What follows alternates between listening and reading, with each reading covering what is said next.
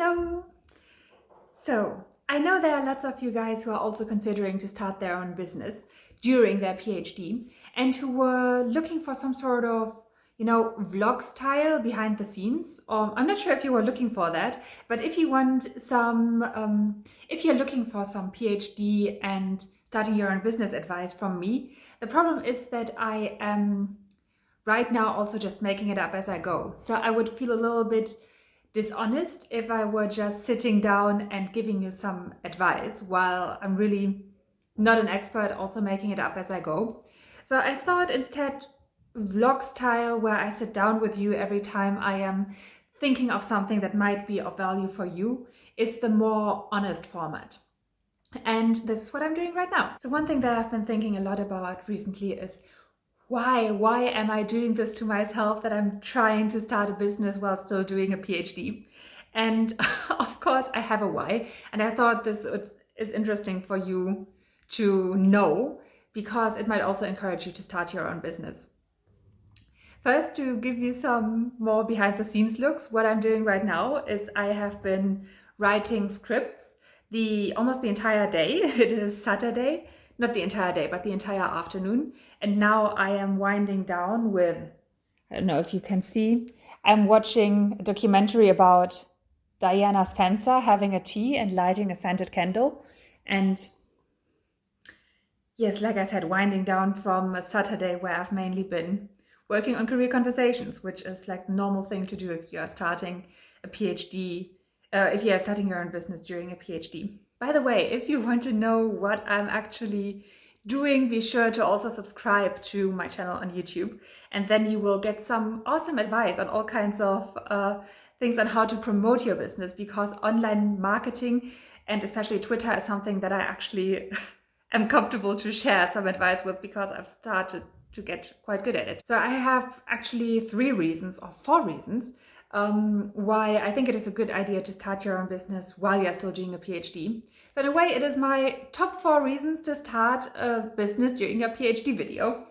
Well, my first reason anyway is I think it is good to give your business some time to evolve. I mean, if you're watching this, then probably you already have an idea of where you want to go. And so had I. But it is incredible how much my idea has evolved from one thing to the next. And actually, as soon as you start sitting with your idea a little bit, then you will also discover new things about yourself and new directions in which you might want to go. Things that you're good at that you didn't even know. Like, let me give you an example. I started a podcast about careers where I interviewed high achievers with a PhD. And I had no idea about social media at all. So when I was looking for an editor for my podcast, one thing in the job ads actually was, we have no expertise, or I have no expertise in social media at all. So I am looking for someone who can manage social media, because right now we are so bad that even a little bit of expertise is going to go a long way. And you can see how things have changed because now I'm giving advice on how to grow your Twitter and how to be good at social media. So yes, allow yourself to sit a little bit with your idea and to discover what you're good at, where your idea can lead you, and so on, because it is better if you have an idea that is still evolving, to not financially rely on it. So I think for this reason, it is good to still have something else on the side and to allow your idea and to allow your business the time to grow into something good slowly. By the way, it is quite funny. Maybe you have noticed that my Twitter handle, CareerConversar1, is not very good sounding. And the reason for that is because when I started Twitter, I had no idea what I was doing. I would never call it @CareerConversar1 again. I'm very, very embarrassed by it. But then again, it comes from a time where I didn't know anything about social media. So this is a nice piece of background information. Also, actually, I'm quite curious. Do you have a niche already? Do you already know where you want to go? Because then maybe let me know in the comments below. Do some shameless self-promotion underneath the video. You have my permission, because the cool thing about our community is how much we support each other. Another reason that I think is good to start your own business or to already be working on your business, it doesn't have to be like an official thing, is that when you're doing a PhD and are telling people about your idea, everyone is so supportive. Like for instance, when I started my podcast, I was really, really surprised by how many super good people agreed to be interviewed by me. For instance, the Nobel Prize winner, Jacques Dubochet. I know, maybe I can link to the interview that I did with him right here, if I remember. And I think the reason for that is because I still had some sort of puppy status. I was a PhD student who was doing something of value on the side, and I was not getting paid for it. So people were a lot more willing to help me, and I was able to make a lot of great connections through this project because I was doing a PhD and having a project on the side. So I think this is also going to help you a lot, and I think it is going to be helpful to keep this sort of puppy status for a little bit longer.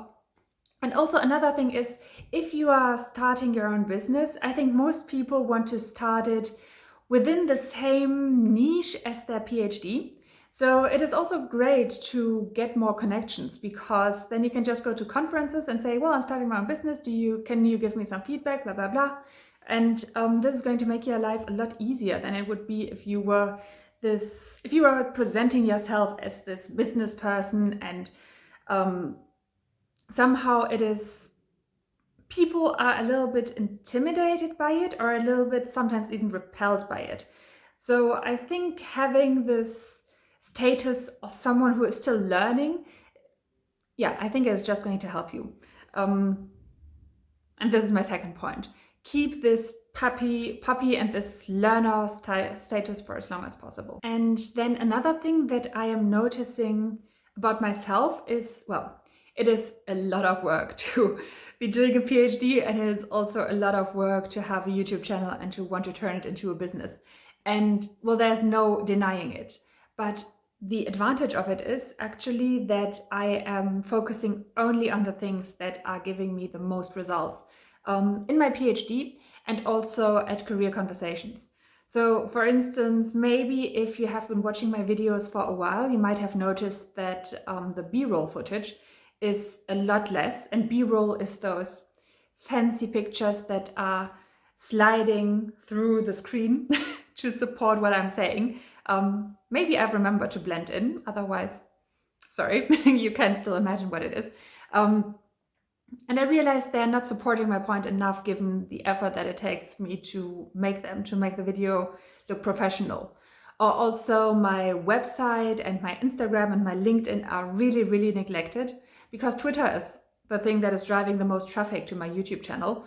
And I just don't have time to stay on top of all social media. Don't even think of my face. I should be cutting this out. All of my other social media platforms other than Twitter are really neglected because I don't have time for them, and they are also not generating enough traffic to invest energy into.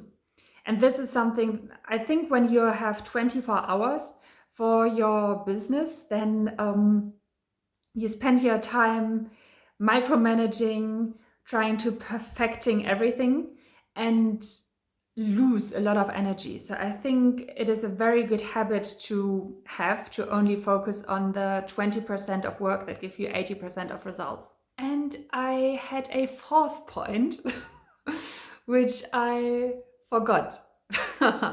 Okay, very professional. Well, like I said, I'm winding down, so maybe it has to do with that. Well, I might think of it another day. And if it is before the video is airing, then I will also edit it into the vlog. And if not, then be prepared for another video with my fourth point. Yes, so to end this video, if you are interested in growing your brand and so on, then also I will be linking my 3-step tweet formula below this video. And it will be sent straight to your email inbox, because it is going to help you to grow an engaged audience. And you want an engaged audience because this way your tweet will rank higher. It takes another video to get into the details, but this formula allows you to attract attention, say what you want to say, and get engagement. So yeah, make sure you also check this out in the description box. And I hope to... Oh my gosh, right. In those stupid vlogs, usually I have a script. So usually I think of all of my call to action thingies and so on. Also, if you want to see more of those, of this sort of content, please like the video because it is going to help me with the algorithm to rank higher. Also follow me on Twitter. Now we are having all of the call to action things out of the way. And I shall see you in the next video. Have a nice evening. Bye.